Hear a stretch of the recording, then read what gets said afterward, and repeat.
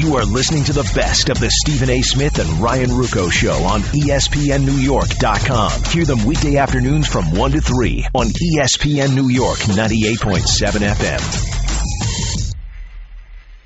A new season begins today for the New York Jets. 8-8 was good, but I wasn't satisfied, that's for sure. We're not satisfied unless we go further than that. Did Rex Ryan and John Idzik do enough this offseason to make the Jets playoff contenders? I think so. Stephen A. doesn't. What do you guys think? Stephen A. Smith, Ryan Ruocco with you on ESPN New York 98.7 FM. You know, Stephen, I want to clarify something. Go for it, because baby. I was talking to our producer, Jonathan Winthrop, during the break. Yeah. I am not implying by any stretch that the secondary, meaning your corners, are more important than your front seven. I'm implying that your corners are more important than your defensive line. I was shoving aside the linebackers. I'm taking them for granted that you're going to be able to rely on them, and I get that. And I understand that if you have a front seven that can get to the quarterback, that's preferential. But I'm thinking along the lines of just going about the business of getting to the quarterback. If you're focused on that as your signature, meaning that's how you're going to have an elite defense, but you have highly suspect corners. My mentality is that you can find a way to work around that. But I do understand, just like talking to Jonathan and just like the point that you made before we went to break, your front seven is, if that's lethal, then obviously that goes a long way. And I do understand that because the Giants had that going for them in the Super Bowl. So yeah, I get it. Exactly. All of a sudden, it can turn a mediocre corner into a decent one if the quarterback's under pressure. And even it gives playmaking corners more of a chance. I just feel like the secondary won't be any worse than it was last year when you add I hope you're right. a top safety in the draft to it. It really comes down to me, how much should I believe in Milner? Really does. I think, look, Milner was awful the first half of the year. I thought he closed the year strong. I don't think he's going to be like a top half number one corner this year, but I think he'll be an adequate number one corner. And then I think from their corners, that is what the Jets will require because of how good their front seven is. And I think because of how good Calvin Pryor is going to be. We'll see. We've never seen him on the NFL level, but just everything you read about him. You read it, but here's what you read about him and what you've seen about him. He can hit. He loves to hit. And he's great against the run. What about coverage? We shall see. Yeah. Hey, the biggest question, though, you would probably say, is the quarterback. And what is Geno going to be? However, I have to say, Stephen, I don't feel the gravity of that huge question. But that's only because Michael Vick's here. Yeah. Yeah, that's why I would say Milner's my number one question. And mark. I think it's fair. But I will tell you this. Look at the schedule again, Ryan. Mm-hmm. Let's remind our listeners. It's brutal. Oakland week 1. And then the next 9 weeks at Green Bay, Chicago on Monday night, Detroit, at San Diego, Denver, at New England, Buffalo, at Kansas City, and Pittsburgh. It's really the difficult. next 9 weeks. Yeah. Man, the Jets will be lucky if they're 4-5. They are going to need to find a way to – look, we always know there are teams that combust that you never see combusting, and there are teams that end up becoming really good who you never expect to. But that is a hellacious start because there are teams in there who you'd be shocked if they aren't good. Like, you'd be shocked if Green Bay is not going to be difficult to beat. You'd be shocked if Denver and New England aren't difficult to beat. I could see Kansas City taking a step back. I think Pittsburgh takes a step Kansas City forward. came out of nowhere. Right. Kansas City came out of nowhere. The Giants plummeted last year, starting off 0-6. Right. So we see both examples of what you were just explaining. But Buffalo's improved in their division rival. You can never underestimate them. Denver's Denver, New England's New England, and that's back-to-back. San Diego's a playoff team, much improved, okay? Detroit's got something to prove, new coach. They got some players up in there as well. Can't ignore them. Chicago. Can't ignore Chicago. Green Bay's Green Bay. Pittsburgh, 2 8-8 seasons. Mike Tomlin's job might be on the line. You think they ain't going to be ready to play? See, to me, the advantage that the Jets have over Pittsburgh is that Pittsburgh beat them at MetLife last season. So what's the likelihood of that happening 2 years in a row? We doubt it. But that's the best thing the Jets have going for them. By the way, Graphics Joker, who I love, he's done like the comic art for us before with our avatars, Don's, mine. But he tweets at us saying your statement is kind of like eating bad food at a restaurant and going back and thinking it has to be better. Well, no, because in this case, you have some players who are new. Yeah, their secondary was bad last year. I can't see it being that bad because D. Milliner was a non-factor for the first 12 weeks of the season. He was good in the last few. How about getting Calvin Pryor? He wasn't a part of their secondary last year. So that's why I think it is. Who else is a huge question mark with me, Ryan? Who? Eric Decker. The only thing that we could say definitively is that, you know what, he's an upgrade compared to what we had. Huge upgrade. Okay? And you don't have to rely on Jeremy Curley as being some number one receiver, for crying out loud. But let me be very, very clear. I said this on many occasions since the Super Bowl, and I'll say it again. We will never knock Derek Decker's choices because some other choices are just very, very, very, very good. It's a great choice. But here's the reality. Super Bowl. We knew he was at MetLife Stadium before the Super Bowl because he was quoted. He was interviewed before the Super Bowl. We knew he was there afterwards because he was quoted. For those 60 minutes, couldn't find him. Couldn't find him. Now, granted, it's against the Legion of Boom, and we understand that. And they just snatched Denver's heart right out their chest, which, by the way, Bobby Wagner came on First Take and admitted on national television, and Cam Chancellor told me privately after the ESPYs, yeah, they were scared to death.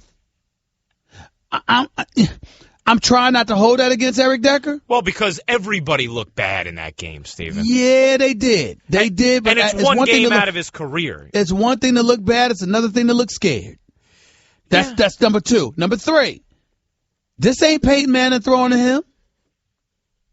And you don't have a supporting cast, a Demaryius or Julius Thomas or Wes Welker. With Peyton Manning throwing you the football. Yeah. I don't think anybody should be expecting Eric Decker to have 1,500 yards or 100 catches on this team or 12 touchdowns. But we got to expect. So what should we expect from the number one receiver on the team, Ryan? I think the most. I don't want him to be the second coming of Santonio Holmes. I think the most important thing you can expect is for him to be a significant upgrade from what you were dealing with last year. All right. Well, how does that quantify? I'm not sure exactly how it quantifies because it depends on the kind of offense they run. Well, again, let's look at Santonio Holmes. Because, those are the kind of questions, Ryan, that I want answered. Yeah, but Santonio Holmes is a malcontent, too. There's a lot going on with Santonio Holmes. And then he was injured. I feel like you will get out of Eric Decker probably very good top-end number 2 production. Now, he may be your number 1 guy, but I think you'll get top-end number 2 production. And that is still a huge leap from what you had last year. Listen, Santonio Holmes played in 11 games last year. Well, at least that was an improvement because the year before he only played in 4. His best season as a New York Jet, he had 746 yards on 52 receptions. His first year in New York in 2010. 52 receptions, 746 yards. Yeah, it's a totally different quarterback now, too. Exactly. Well, that's Mark Sanchez. Really? Is it totally different, right? Yeah, it is. Is it totally different, right? I mean, it was Mark Sanchez. Now it's Geno Smith. Are you sure about that? But it's like... Are you sure? Yeah, I am. I'm not. You're not sure that Geno Smith is at least different? I'm saying it's difficult to look at one receiver and say, well, you have this year... His best year came, 3 seasons ago with a totally different quarterback. It was in his second year. And so I shouldn't expect more than that from Eric Decker this year? I guess what I'm saying to you is that when I look at Santonio Holmes, and 3 of the 4 years he played, we're not going to count 2012 when he only played 4 games. But in 3 of his 4 seasons as a New York Jet, 52, 51, and 23 receptions for 746, 654, and 456 yards respectively. All I'm saying to you is that are you willing to tell me that I can expect more from Eric Decker? Absolutely. It's a simple question. Yes. You are listening to the best of the Stephen A. Smith and Ryan Ruocco Show on ESPNNewYork.com. Hear them weekday afternoons from 1 to 3 on ESPN New York 98.7 FM. You know what? Yankees are still relevant, Ryan Ruocco. Yeah. They're still relevant. Mm-hmm. I'm getting excited about it now, Stephen. That's what I'm starting to get excited about. And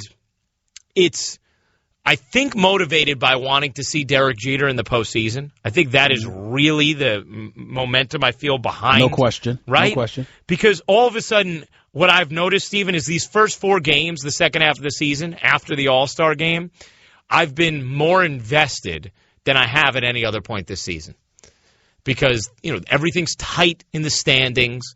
Now it feels like every game matters. And I think I see the days ticking off the calendar and realize this team needs to put this together now if they're going to get Derek into October.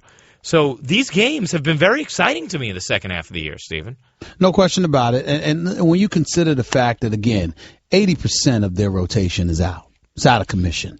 And you got a bunch of no-names practically surrounding Derek Jeter. But somehow, some way, they're still relevant. Only a game and a half back of Seattle for the wild card spot. Still relevant in the American League East. Headley comes in there last night, or doesn't arrive until the second inning from Chicago. Is a pinch hitter, inserted as a pinch hitter in the 8th. Ultimately wins it for you with a single to left center in the 14th inning. I mean, it's storybook, and we all know he's been batting well over the last couple of weeks or so, but the average was still 229 coming in. And for me, I'm just of the mindset, hey, I'm hopeful, but that's all I could say about it. I'm hopeful. Yeah, I mean, here's the thing. I haven't watched them these first 4 games and thought, oh, this is a completely different team than it was the first half. They still look like just basically a decent team. But they play a lot of games at home. They had been horrendous at home. Now they're starting to win some. They've won 4 of 5. And they are just a game and a half out of the wild card. And, they're just 4 out in the AL East. And when you look at it, I don't know that I should feel totally discouraged about them at least grabbing that wild card because of the other teams they're in competition with. The Angels are running away with that first wild card, if they don't win the division. Them and the A's. If they don't win the division. Right. Them and the A's are getting in. Detroit is winning the Central. Even if the Yankees don't win the East and Baltimore does, well, then you're talking about competing with Cleveland or Toronto or Seattle for that wild card spot. That I must confess to you, Ryan, if it wasn't for Derek Jeter, I wouldn't even care about the Yankees making the postseason this year. You know what? I mean, I tend to agree with that philosophy because he's sort of the thing that's still making you attached to this group. Like, who else on this team do you feel a real attachment to? None. There's no other player for me either. You know what? Dylan Betances, I kind of do because he's been so good, and he's a homegrown guy too, and he's a Bronx kid. But because of CeCe being hurt, and now Tanaka being hurt, and Cano not being there anymore, I don't know that there's that other player who you feel connected to. I don't think you feel that way with Teixeira. I just don't think he's engendered that kind of feeling with fans, even though he's had his moments and been a mostly good piece for this team. I don't think he engenders that kind of feeling of connection. So, yeah, Stephen, that's my main motivation as well. I want to see Derek in the postseason in his final year. And right now, I feel hopeful of that after just looking at the standings, knowing they've started the way that they have. And the amazing thing is, as much as they've suffered injury after injury in the rotation, which 80% of the rotation is gone, and not just to little injuries, not to hamstring tweaks, but to big, out for the season injuries like CeCe and Nova, potentially out for the season in Pineda, but we know just out for months anyway. Tanaka out for months, maybe out for the year. Yep. But their pitching has actually been really good. Yeah, they've stepped up and they've handled their business. Yeah. The problem is their hitting. Can they manufacture runs? Exactly. You know, but these are the reasons I wanted Joe Girardi to be the manager anyway, because I remember when he was in Miami, and I remember how he had to work with less. And I just watched him in action, and I said, this is the kind of manager we need. Joe Torre, as exceptional as he was, there were a lot of things that could be deemed relatively ideal under his stewardship. Whereas Joe Girardi just gave you that impression of a Mr. Fix-It, per se, or somebody who could do more with less. And that's why I thought he was the perfect successor, because we knew that the lineup and the pieces that the Yankees had in place wasn't going to last forever. This is another year where Joe Girardi stands out as such a great manager. He really does. And, yeah, okay, sometimes does he overmanage? Are there times where... Yes, he does, but he's still exceptional. He's still exceptional. Exactly. I'm proud to have him. He is still fantastic. Just look at what he gets out of this group. I mean, literally, their offense has been abysmal this season. They've had unreal injuries. How could you have an awful offense and lose 80% of your starting rotation and still be a game and a half out of a playoff spot in 3 games over 500? Yeah. I mean, think about that. You have to be picking and piecing together wins in order to make that happen. And every single year under the sky, the bullpen's does make great. it very interesting. Does make it very interesting, to tell you that much. Yeah, it does. It makes me totally engaged with the rest of the season. How about you guys? At 1-800-919-3776, 1-800-919-3776. You know what? 2 people just tweeted at us. Shane Blackburn and Matt W. just tweeted at us, Stephen, saying, what about Gardner? You know, he's a guy I kind of feel connected to as well. He played on the Staten Island Yankees. He's hustled. But you know what? I actually feel kind of connected to Gardner, too, because he's been here a while. He was a homegrown guy. It's not the same. It's not the same. Well, Derek's not the same. Derek's it's not totally Posada. different. It's not Jeter. No. Obviously on a negative way, it's certainly not A-Rod. But it's not even Robinson Cano. It's not those guys. No. It's not those guys. But Jeter's in a different stratosphere. Yeah, of course, but Jeter's in a different. Derek Jeter was even in a different stratosphere than A-Rod. Oh, he's in a different stratosphere than even Posada, Pettit, and Mo. Those guys are in a different world. Think about the days, the Paul O'Neills of the world, even Aaron Boone's and what he was able to do. That's when you look at a Gardner, that's what you look at. You don't look at O'Neill or somebody like that, but you don't want to put him up that high. You don't want to put him in a Boone category. Well, he's there. He's a Yankee. You respect him. You appreciate him, his contribution, but he's not that dude. No. He's not that dude. You don't gravitate to him. He's not near an O'Neill, but I will say this. I do feel a little connected to him. It's not. I feel more connected to Gardner than probably any position player outside of Jeter. Now, Jeter's. It's silly to put anyone even in the same breath as Jeter, but I'm just saying, as far as guys who I root for extra besides just the laundry, I do feel some level of connection with Gardner, who's been here a while with that. By the way, in honor of Chase Headley and him getting the game-winning hit yesterday, a walk-off single to left center, we're asking you to tweet at us, at Stephen A. Smith, at Ryan Ruocco, with the most memorable things you've done on your first day on the job, because we have an exclusive opportunity for you and 2 buddies to be in a suite as boxing returns to the world's most famous arena on Saturday, July 26th. The sport's fastest rising star, Gennady Triple G Golovkin, defends his middleweight crown against 2-time world champion Daniel the Real Deal Gill. Arguably the most feared fighter in the world, Golovkin will look to remain undefeated and go for an incredible 17th consecutive knockout victory. For tickets, visit thegarden.com. So a 3-pack of sweet tickets at The Garden for this Saturday to go see Golovkin. To whoever tweets at us, at Stephen A. Smith, at Ryan Ruocco, with the most memorable thing they've done on the first day of their job. I'm guessing we'll get some good answers in honor of Chase Headley and his game-winning hit yesterday. Thanks for listening to the best of the Stephen A. Smith and Ryan Ruocco Show on ESPNNewYork.com. Be sure to listen weekday afternoons from 1 to 3 on ESPN New York 98.7 FM.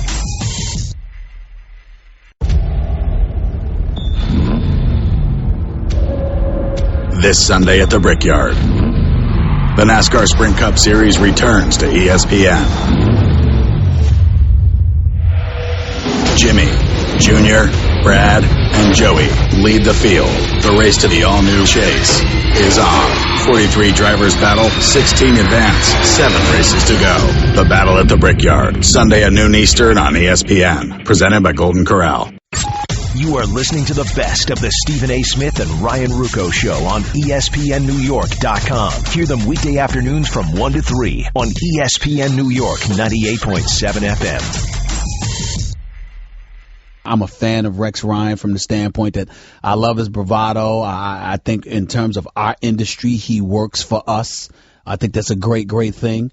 But I just look at the Jets roster from top to bottom, and I know our boy Ira, as well as yourself and others, are high on the Jets. I am not. I think the Buffalo Bills have an opportunity to be better than the Jets, to be quite honest with you. I know New England's going to be better. And so because of that, not anticipating that a wild card berth is going to come out of the AFC East, I look at the Jets and I say to myself, they'll be lucky to be 8-8 and get and make the playoffs. I hope I'm wrong. And I know the potential is there to be wrong because, you've got the Chris Ivories of the world, the Chris Johnsons there. So you've upgraded at the running back position. Clearly you upgraded at the wide receiver position by mere virtue of the fact that Eric Decker and Jacoby Ford are both here. And they were better than anything you pretty much had. When you look at it from that perspective and the fact that Michael Vick is there as a security blanket and we have a real backup that can really, really be the starter as opposed to putting all our stakes previously in Mark Sanchez and then last year in Geno Smith, I definitely think there's potential there. And you don't want to rule it out. But on the defensive side of the ball, with Milner being your number one cornerback, he's your number one cover guy. And considering the fact he got benched about 3 times last year before being Defensive Rookie of the Month in December, I still got some question marks about him. I've got question marks, even though I know Pryor's a rookie and he's a hit man. He can, and he's great against the run. What is he going to do covering tight ends or slot receivers? There's a question mark about that. Who's your other corner going to be? There's a question mark about that. I just, from a personnel perspective, I don't look at the Jets and see a team comparable to the defenses that I've seen in the past. And then you just picked up, Babin. Yeah, I know he had 7.5 sacks for the Jaguars last year. I've never been high on Babin. He's no scrub, but he ain't the brightest candle on the birthday cake. Let's just put it to you that way. I just had a friend of mine here in Philadelphia break down for me how they playing the Eagles when he was a member of the Eagles before he left for Jacksonville last year. They were playing against San Francisco, and it was clear that San Francisco was going to run the ball 3 times just to work the clock and win the game. And Babin kept running straight up field trying to sack the quarterback or something, and all they did was lure him in and then run right by him, all 3 times. What he does is he compiles big numbers in terms of sacks, but he's a very one-dimensional player. He goes after the quarterback. Outside of that, there's pretty much nothing that he does right. So this is what we're supposed to look forward to. This is what we're supposed to be excited about if you're the New York Jets. I'm not saying it won't work because obviously if you get to the quarterback, that's going to help. I'm just not sure there's anything to be high on right now, and that's where I'm at. Not sure there's anything to be high on, Steve. About Babin is what I'm saying. Okay. All right. Well, here's the thing. I feel like you think this defense is going to be worse than it was a year ago. I hope not. I'm scared it might be, but I'm not sure. I really feel like it's going to be better. You have a young core that has a year under Rex Ryan's system now together. That played Who's this really young core well. you're talking about? Wilkerson, Richardson, and now Pryor? Who are you talking about? I'm talking about the front 7. I mean, okay, some of those guys have been there longer than just a year. Absolutely. Yeah, that's all I'm saying. Yeah. That's all I meant by that. You're right. But remember, Rex went away from calling the plays for 2 seasons. Last season was his first year back calling those plays. That was the first year that Muhammad Wilkerson had Rex Ryan as his defensive play caller last season. And I think we saw Sheldon Richardson and Muhammad Wilkerson. Copel's got to play better, Ryan. That's fine. You can get more out of Copels, but in general, that front 7 is really, really good, and I think they only get better because they didn't get older in a bad way. I don't know if there's anybody on that front 7 you worry about age-wise.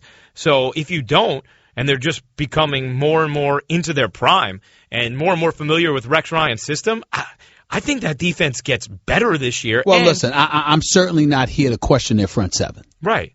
I know their front 7 is legit, and I get that. So basically you're going to say, okay, we've got some issues in our secondary, so what we're going to do is we're going to get to the quarterback sooner. Maybe. And I'm saying, and that's a strategy that could very well work. And you know what? But that's what it's going to take. And I never had that impression before with the Jets. The impression that I had, they could beat you in a myriad of ways on the defensive side of the ball. Now I see them saying, look, man, they got to get to the quarterback. Well, but you know what, they got to get to the quarterback. I mean, first of all, I would say this. Quentin Copels did have the most quarterback hits on the team last year, so let's say that about him. But in regard to what you just said about the Jets' defense, those first couple years under Rex Ryan, it was much more about their coverage than getting at the quarterback. They couldn't really they had to blitz to get at the quarterback. So let's not act like they had all these ways they could beat you. We lamented how they didn't have an organic way of getting at the quarterback. But having a strong secondary buys you the time to get to the quarterback. Yeah. Now it's a must because you don't have that cushion. And that's my concern. I'd rather it be the other way around. I'd rather you have time to get to the quarterback because you got cover corners that are elite, rather than be worried that, you know what, my one Mississippi, 2 Mississippi, 3 Mississippi, we got to get the quarterback because Lord knows we don't have much time. These boys going to get open. That's my concern. I think that this defense is going to be the most capable defense of getting to the quarterback they have had yet under Rex. I agree with that. And I think, although there are questions in the secondary, Stephen, no doubt there are, I still expect them to be better than they were last year because Antonio Cromartie didn't have a good year last year. And D. Milliner finished the season on an uptick. So even though I still think it's a legitimate question, and I think that's maybe the biggest area of weakness for this team, I still think it's going to be better than last year because your first-round pick, it was a pretty good draft pick, is a player who plays in the secondary as well. So I think you have more time with that front seven who's just coming more and more into its prime, not getting old at all. And then you have a secondary that, has questions, but I don't expect to be worse than last year. I don't know how you can look at the defense and expect it not to perform as well as it did last year or better. Okay. I feel you. Mm-hmm. I'm concerned. Okay. Because listen, we're talking philosophical differences. I'm not trying to argue with the facts either of us put out there. I'm simply saying to you that I'm much more comfortable with elite cover corners than a front seven that has to get to the quarterback if you're going to be productive defensively. I think the Jets' corners are that weak on its face.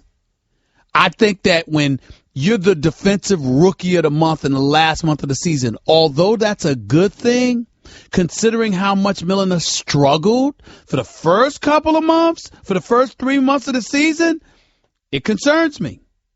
It just does. And who's going to be the other guy? Is it going to be Kyle Wilson? Is it going to be Demetri Patterson? Is it going to be McDougal? I mean, who's it going to be? Who can we rely on, Ryan? Well, I don't know. You can't even rely on your number one. We don't know yet. I agree with you, but I don't think you could rely on your number one last year either, and somehow you managed to still be, a top 12 defense in the NFL. Yeah, but in a game of football, there's something psychological that goes on here. When you have a history and a reputation of high production, even when you're having a down year, sometimes it takes a while for people to catch on. Sometimes people are still reluctant that you won't correct those errors when it comes time for them. Football is a mental game just as well as it's a physical game. So why are they behind the 8 ball mentally this year then? Well, I'm not saying when you establish your greatness, okay, sometimes nobody wants to mess with you. It's almost like that big puncher. You know you could outbox him. You even think that he might have a suspect chin and you could take him out. Yeah. But the chances are you might be a bit hesitant if you know one right hand from him can knock you to tomorrow. But who is so that you're a bit player? Hesitant. But who's that player? What I'm saying, last year? My point to you, I'm looking at a guy like Antonio Cromartie. Yeah, but he got abused last year. No, listen, he got abused last year because you had experienced quarterbacks that were willing to test him. I'm simply saying to you is that even though he was struggling, a lot of it was due to injury, and from week to week, sometimes you found yourself not knowing what you were going to get from him. That's entirely different. Even with a down year, that's still entirely different than somebody looking at a dude wet behind the ears, got exposed for the first 3-4 months of his career, and you're saying to yourself, we could take him. We could take him. And I'm saying to you that I question, and not only that, when he's your number one, then you're assuming that the others are inferior to him. So if you've got the mentality that I could attack him all day, imagine what you're thinking about others. Steven. And those are the kind of things that worry me. You are listening to the best of the Stephen A. Smith and Ryan Ruocco Show on ESPNNewYork.com. Hear them weekday afternoons from 1 to 3 on ESPN New York 98.7 FM.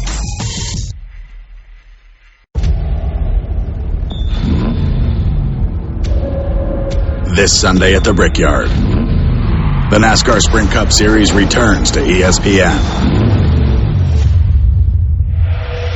Jimmy, Junior, Brad, and Joey lead the field. The race to the all-new Chase is on. 43 drivers battle, 16 advance, 7 races to go. The Battle at the Brickyard, Sunday at noon Eastern on ESPN. Presented by Golden Corral.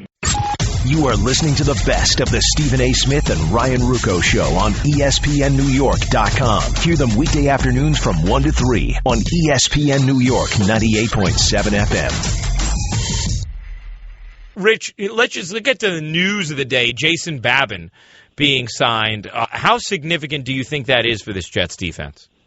Well, I think that is there's a connection there. Also today they put Antoine Barnes on the physically unable to perform list because of a lingering knee surgery from last year, which really has not been healing that well.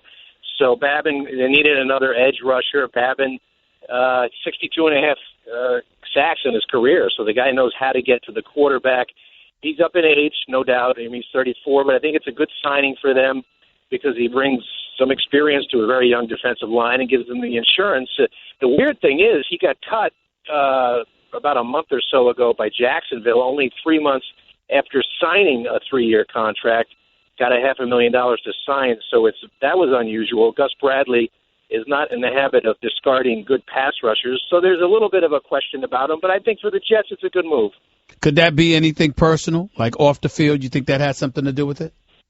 I don't know that, Stephen A. I think, they're getting younger there in Jacksonville. They brought in Chris Clemens from Seattle, which was a big signing for them. They got a couple of younger defensive linemen, so maybe a youth movement, but still, you give a guy $500,000 and you send him packing 3 months later. A little bit fishy, so I have to check into that more. I'm sure we'll see Babin when he checks in later today with the rest of the players. I'll ask him about that. But, like I said, for the Jets, you can't have too many pass rushers. Talking with Rich Camini, our ESPN New York Jets reporter. You can read him, of course, at ESPNNewYork.com. Here on the Lexus of Route 10 Celebrity Hotline. Rich, when it comes to Geno, what have you been able to observe thus far about the way the organization is viewing the quarterback position and Michael Vick's role in their interaction between the two quarterbacks? I think the organization sees him as their likely starting opening day quarterback. I don't think there's any question about that. It's his job to lose. Marty Mornhinweg was pretty candid. He just came out and said Geno's going to get about 70% of the first-team reps in training camp, which shows you right there. They're basically handing it to him. Now he's going to have to go out and earn it. But anything short of an injury or a meltdown, I think you'll see Geno as the opening day guy. And from all indications and what I've been told, he and Michael Vick get along well. I think they have a good relationship. I think Vick is embracing this mentor role. At least that's what he's saying publicly. And so it seems to be a good dynamic so far. How much of an upgrade is Eric Decker's arrival compared to what the Jets had last year? A definite upgrade. It's just, last year at this time, the Jets were, they had the vigil going on for Santonio Holmes. Is his foot going to be ready by opening day? And Decker, okay, he's not a top 10 receiver. He's not a true game breaker, but he's a dependable number 1/number 2 receiver. You know where he's going to be. He's going to show up on time. He'll help Geno Smith a lot, especially in the red zone. And he's a reliable guy. They don't have the diva act of Santonio Holmes. And I think Decker's already set a positive example for the rest of the receiver room, which is basically mostly first- and second-year players. What would be the reason, Rich, to be confident in this secondary after the struggles they had last year and not bringing in a big corner? You just touched on one of the key issues on defense. Yes, sir. The key issue on defense. I thought they bobbled the ball in the offseason. I thought John Idzik should have went out and got one of those corners. This was one of the best cornerback markets in free agent history, and the Jets came away with a journeyman guy, Dimitri Patterson, who really hasn't played much at all the last 2 years because of injury. So it's a concern. If you're looking for positives, you have to hope that Dean Milner continues the way he finished. And I think Calvin Pryor is going to be a good player. Now, okay, I have not seen him in pads, yet, but from the scouts I've talked to around the league, they think he's going to be a real good fit in Rex Ryan's defense. Was it just about Idzik, or was it about Rex Ryan believing that, we buffer up our front seven, I get to the quarterback, you won't have to worry about that, as a reason why they may not have walked away with one of those corners in a free agent market? What do you think the reason for that was? Well, it's obviously not cap room, because they got the most room in the league, or close to it. They have like $22 million in cap space right now.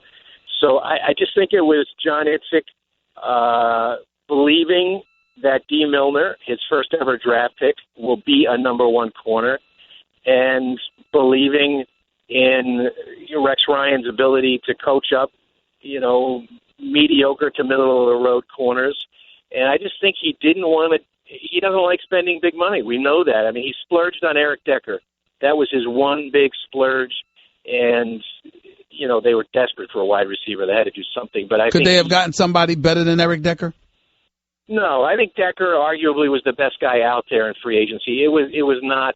I mean, what do you want? Emmanuel Sanders? He's a good player, but I think Decker, for what they need, the size, and he coming off a couple of big years, and just being around Peyton Manning too. I think he's going to take some of that professionalism and bring it into the Jet locker room. So the Decker was fine. That was a good signing, but they just didn't want to splurge on corner. And I think that's going to come back to bite them, especially early in the year. Have you seen the run of quarterback? Yes. I mean, it just starts with Rodgers in week 2, and before they're done, it's Rivers, Manning, and Brady. So, I mean, I think that will be a weakness that will be exploited. You're talking with Rich Cimini here on the Lexus of Route 10 Celebrity Hotline. Before we let you run, Rich, how about Willie Colon? He seemed like such an important piece of that offensive line, leadership-wise and ability-wise. Last year for the Jets, he is on the PUP list right now. What's his status and role? Yeah, not really a surprise that he's on the PUP list. You could come off the PUP list anytime, so it's not really it's not like a 4 to 6 week type of sentence. Okay. So it's I think he'll be practicing before long. He had the scope in, I want to say, or maybe March, right around March. Before, so he expects to be back. And you're right, a lot of intangibles with him he brings to the table. But I think there's going to be a guard competition. I don't think Willie Colon's a shoo-in to be a starter this year. They're really talking up Ode Abushi. I'd like to see it before I buy into it, but, Abushi, Winters, and Colon will be kind of in a three-way competition. Outstanding stuff, Rich. Always enjoy your insight. Safe travels the last 20 minutes of your journey. I'm almost there now. Thanks, guys. Take care. You got it. That's Rich Cimini joining us. You are listening to the best of the Stephen A. Smith and Ryan Ruocco Show on ESPNNewYork.com. Hear them weekday Afternoons from 1 to 3 on ESPN New York 98.7 FM.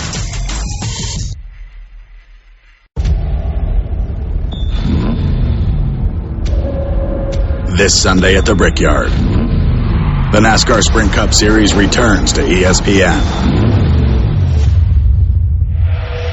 Jimmy, Junior, Brad, and Joey lead the field. The race to the all-new Chase is on. 43 drivers battle, 16 advance, 7 races to go. The Battle at the Brickyard, Sunday at noon Eastern on ESPN. Presented by Golden Corral. You are listening to the best of the Stephen A. Smith and Ryan Ruocco Show on ESPNNewYork.com. Hear them weekday afternoons from 1 to 3 on ESPN New York 98.7 FM. Doug, the Yankees have won 4 out of 5 here at home, where they had struggled the first half of the year. They're only a game and a half out of that second wild card spot. Do you think there is reason to be excited and hopeful that Derek Jeter will get to play postseason baseball? Sure. Why not? I mean, look, it's the reason they added these extra wild card teams. Now you have a situation where everybody's in it. And maybe they're delusional at times, but it does make you think 2 months to go that it's a possibility. And given the American League East, nobody's really stepping up and taking control, truly. I mean, Baltimore has their edge, but are they going to try to get a pitcher or not? The deals that are made before this deadline could be the difference maker, and probably will be the difference maker, and if that reality can come true. What do you think needs to happen before the trading deadline comes and goes, particularly pertaining to the Yankees? They have to pitch. They need some arms. I mean, you can't survive on losing as many players as they've lost. They've lost everybody, their whole rotation. And, that experience side of it is important. Yes, they've plugged holes, but the fact is when you have a Sabathia and you have guys who at times in the past were pitching in their prime and really just carrying the team on their back, that is what you're going to need to get through this American League. I mean, look at the competition. The Angels, I mean, you got to deal with Weaver and Garrett Richards, and you go to Oakland, who's like, they have 6 starters that can start anywhere. That's the problem, because it's one thing to survive and creep into the wild card.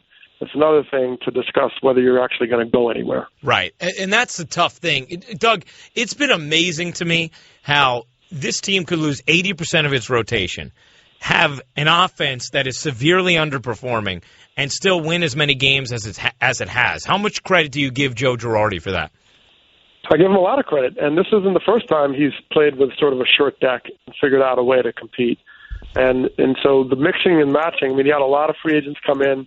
McCann, guys get hurt, Beltran, guys haven't played as well. Ellsbury had a huge chunk of time where he struggled, and he still found a way to get some production, even though there was guys that came up through the system that you wondered if they were still another year away. And Solarte, they just did enough to keep it going. And now guys that are coming back, you realize, these guys are in it. I mean, they are in it, but they do need to get a pitcher. Chase Headley is huge, very under the radar pickup, because this guy was one of the best third basemen in baseball very short time ago. So do not sleep on Chase Headley. This guy can play. And if nothing else, he may walk after the season or whatever happens, but he's a talented player. I'm looking at Brian Cashman, and I brought this up to Ryan Ruocco a couple of weeks ago. I said, when you've got in excess of $200 million to go out and spend, and you get the level of production that he's gotten from these guys, certainly injuries has something to do with it. But how much should we be looking at Brian Cashman in terms of the job that he has done? Well, you have to, and the reality is with his role, he knew that every day he went to his job, he was in the crosshairs. And that's the reality. But then you look at certain types of signings in the past where he came out and kind of called out the front office when they signed Rafael Soriano. And they're like, we're paying all this money for like a setup man, and when you have Mariano Rivera. So it's very clear that he will tell you the deal if he's not really calling all the shots that he'd like to call.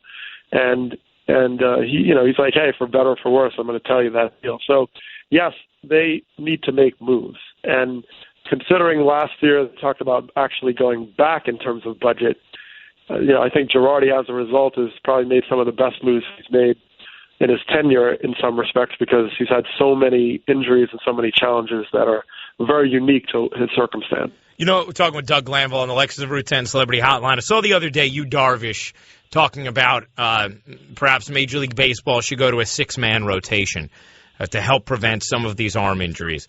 Doug, it is such an epidemic at this point. I would think that there is going to be some collective thought process from the minds in baseball as to how they can remedy this, because these are big-time money assets you're losing for years. Do you think that is a viable option to try and keep these pitchers healthier, going to a 6-man rotation? It's a viable option, absolutely. I mean, you talk about Tanaka, and he was accustomed to this sort of once-a-week rhythm, and now all of a sudden you go from 7 days to 5 days or 4 days.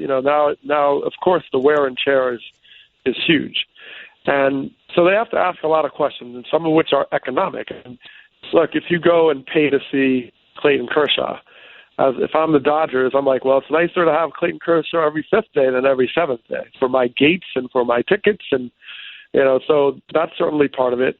But once that injury thing, gets to the level where now you can't keep Clayton Kershaw on the field, then you have to reevaluate. And we're getting close to that point, because so many players and key players are going down. And the problem is you have a conveyor belt of flamethrowers coming up, too. So it's like, well, this guy's throwing 98. Well, he got hurt. Well, we have another guy. And they shoot through the system.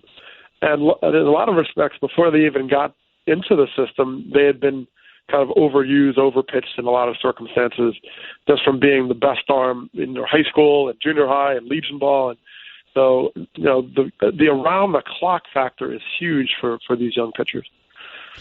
Let's move on to the rest of the American League. How are you feeling, or who do you think is the biggest surprise in the American League? And as it pertains to the American League East, you think Baltimore's going to be able to hold on? Well, the biggest surprise this year probably is the Seattle Mariners and just how well and how good they are. I mean, they are good. And I saw them opening day, and right out of the gate, I said, this team can do something this year because they have some arms. And Cano if he has his best year, which he's certainly on track, they're gonna make some noise. And they match up very well against the Angels because for a long time the Angels barely had a left-handed pitcher in the pen to do anything. So that heavily lefty team was really doing damage. So that's certainly a team that's standing out. I mean, on the negative side, you could look at Boston, but they're still in it. That whole division is in it right now. So to answer the part about Baltimore has the talent. They're a very balanced team that probably is the best team, but they need a frontline pitcher. That's their problem. They need to get David Price, and they need to basically sell half of Camden Yards if they have to, because that's their ticket. And because their top of their rotation is not enough. And when you're going to go against, let's take the Tigers. You want to go against Scherzer, Sanchez, and Porcello, and maybe Verlander getting it back.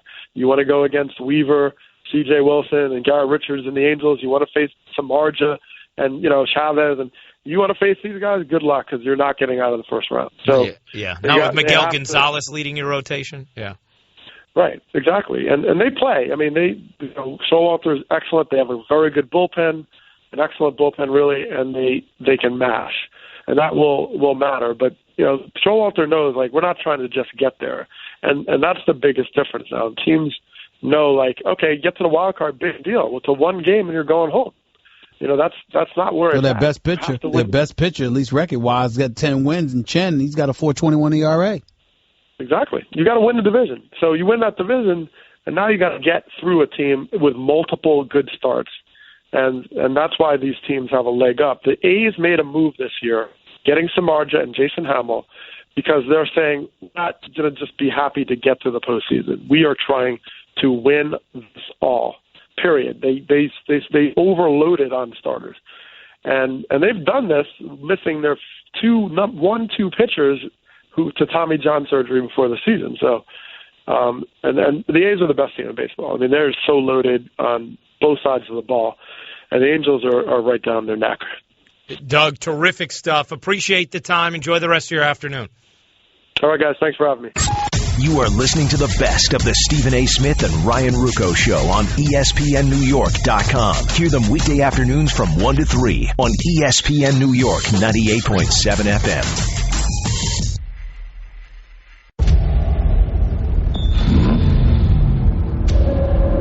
This Sunday at the Brickyard, the NASCAR Sprint Cup Series returns to ESPN. Jimmy, Junior, Brad, and Joey lead the field. The race to the all-new Chase is on. 43 drivers battle, 16 advance, 7 races to go. The Battle at the Brickyard, Sunday at noon Eastern on ESPN. Presented by Golden Corral. You are listening to the best of the Stephen A. Smith and Ryan Ruocco Show on ESPNNewYork.com. Hear them weekday afternoons from 1 to 3 on ESPN New York 98.7 FM. ESPN New York proudly presents Stories, starring Stephen A. Smith and Ryan Ruocco. Today's episode, Ryan is heartbroken and has given up on love, and Stephen A. has taken up the task of making Mr. Ruocco believe in love again. I mean, Stephen, there's just no point anymore, man. Why do you feel that way, bro? I mean, again and again, I try. I've done everything I can, and I'm constantly left here, picking up the pieces. I waste time, I waste energy. I just would rather do my own thing, Is that what you told them? Or did they say goodbye to you? Well, they say goodbye to me. Why are they saying goodbye to you, Ryan? I guess that's something I haven't asked myself yet. I'm sure they managed to tell you something. What did they say? They didn't like my photos from the wedding. They didn't like not being invited to the wedding. Wasn't that only one wedding? Well. Wasn't that only one photo?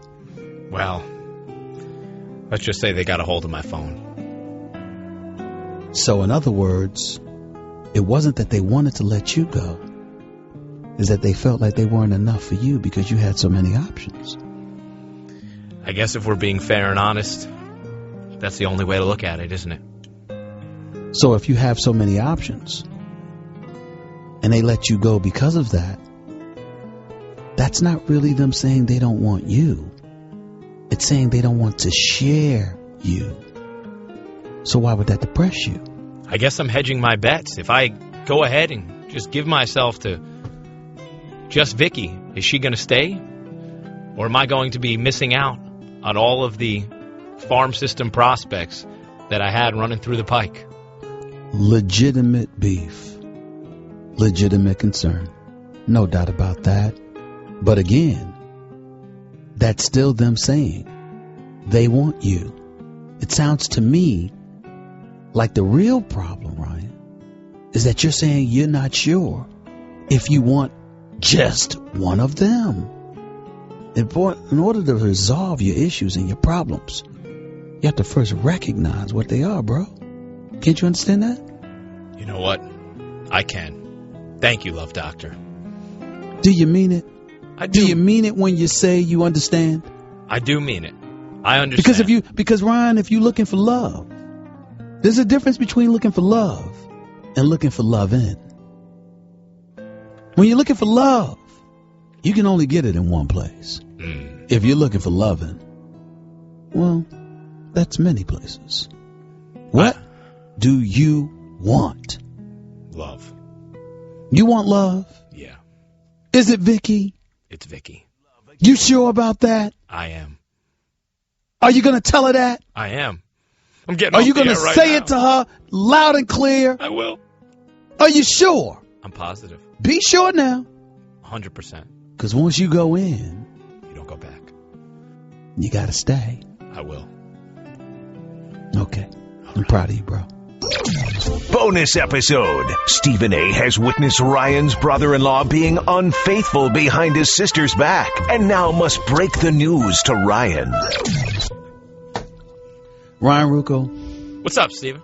Sit down. I need to talk to you. All right. I had the pleasure of meeting Ashley a few months ago. Yeah, she liked you. To say she is drop-dead gorgeous doesn't do her justice. And combined with the fact that she is your little sister and the beautiful, gorgeous, lovely daughter of Papa Ruocco and that wonderful mama of yours, I sort of feel like she's my adopted sister. You feel me? I do, and I appreciate that. So it's with that in mind that I say this with all the comfort in the world. I tried to tell you, but you wouldn't listen. To what? I told you that future brother-in-law of yours could not be trusted. What are you talking about? He's the most trustworthy person I know. I told you you gave him too much clout. Ryan Ruocco, I was down near Tribeca about 2 days ago. And I wanted to wait until I saw you to tell you. And I was near my back cave. And I saw him. And he was very, very comfortable with somebody. No. He wouldn't. And I said to myself, you know, I don't like my little adopted sister being this, you know, obvious in public, but that is her man. But then I looked a little further on and it wasn't Ashley. It was somebody else. He would never do that. You see what I'm saying? You see what I'm saying? How can you react like that, Ryan? Because this is your sister. Is she not more important than the future brother-in-law that you seem to have married her off to already? Yes. Why can't you at least entertain the possibility that he just may not be all you have claimed him to be. Don't you owe Ashley that much? I know what you're doing. You want Ashley for yourself. I saw the way you reacted to her. Not at all. And so you've made up a story to try and pry her free. Number one, you want her for yourself. I don't swirl like that. Number one. Number two. You're a lot older than her, Steven. I'm a lot older than her. And number three, as gorgeous as she is, she's entirely too tiny for me. So you're telling me I really have to bring out the Michael Corleone in myself to this guy? That's right. You need to confront him and ask him and see what he says. And if you want me to, Ryan, I'll be there when you do, because he'll see me and he'll know what I saw. You know what? But I'm telling you, we have a responsibility to look out for Ashley. Bump him. I don't usually dime somebody out, but this is my adopted sister we talk about. If it's somebody else, I would have minded my business. This is family. Can't let this dude get away with that. No. I see you're acting now because you don't sound forceful and serious enough. If you're serious with me, if you're not... This is your sister. This is your sister. Blood is thicker than water, bro. You got some Italian in your background. You should understand this. I'll tell you what. If this is true, and you're not lying to me, you come with me. We roll together and we take care of this, all right? No, I'm not going to do anything to him. I'm going to watch you do something to him because you need to handle that. If it was me, I wouldn't need your help. But I think you'll need mine. Fair enough. It shall be taken care of. Tune in next week for another edition of Stories, starring Ryan Ruocco and Stephen A. Smith. You are listening to the best of the Stephen A. Smith and Ryan Ruocco Show on ESPNNewYork.com. Hear them weekday afternoons from 1 to 3 on ESPN New York 98.7 FM.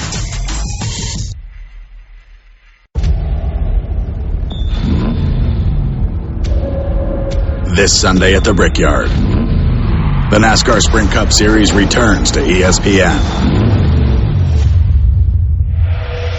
Jimmy, Junior, Brad, and Joey lead the field. The race to the all-new Chase is on. 43 drivers battle, 16 advance, 7 races to go. The Battle at the Brickyard, Sunday at noon Eastern on ESPN. Presented by Golden Corral.